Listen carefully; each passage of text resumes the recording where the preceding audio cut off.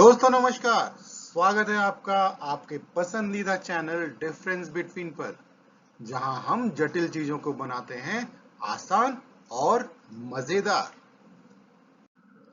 दोस्तों, क्या आपको भी कभी समझ नहीं आया कि मॉनेटरी पॉलिसी क्या होती है और फिस्कल पॉलिसी में सरकार का रोल क्या होता है?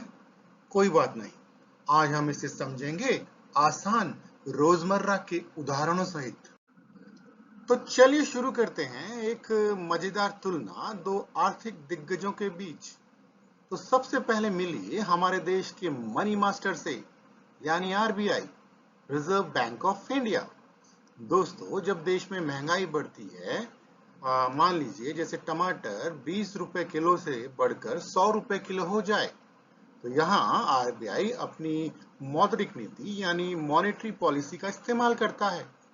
उदाहरण के लिए यहाँ आरबीआई अपनी रेपो रेट बढ़ा देता है, जिससे बैंक लोन पर ज्यादा ब्याज लेने लगते हैं। अब ऐसे में लोग सोचते हैं कि अब तो ईएमआई महंगी हो गई है, थोड़ा खर्च कम करते हैं।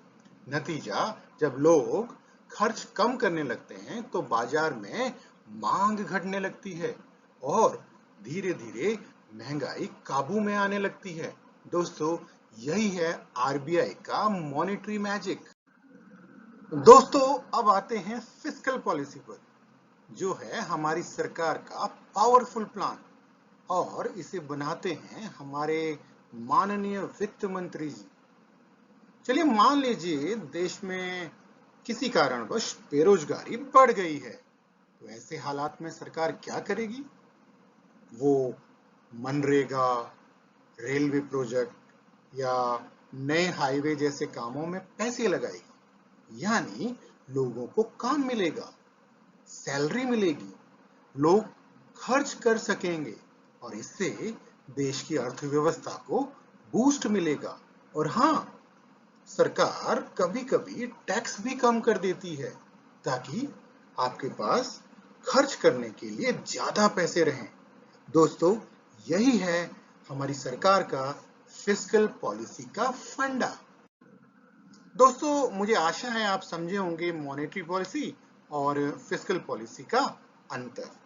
चलिए मेरे साथ रिपीट करिए। मॉनेटरी पॉलिसी बराबर आरबीआई की मनी की नीति, और फिस्कल पॉलिसी बराबर सरकार की टैक्स और खर्च की नीति। जब हम मॉनेटरी पॉलिसी की बात करते हैं तो इसमें शामिल होता है repo rate, reverse repo rate, CRR, SLR आदि आदि। अगर फिस्कल पॉलिसी की बात करते हैं तो इसमें आता है टैक्स, सब्सिडी, बजट और सरकार की विभिन्न योजनाएं। तो दोस्तों, अगर कोई भविष्य में कहे कि भाई आरबीआई ने रेपो रेट घटाया है, तो आप बोलिएगा ये तो मॉनेटरी पॉलिसी एक्टिव हो गई है भाई।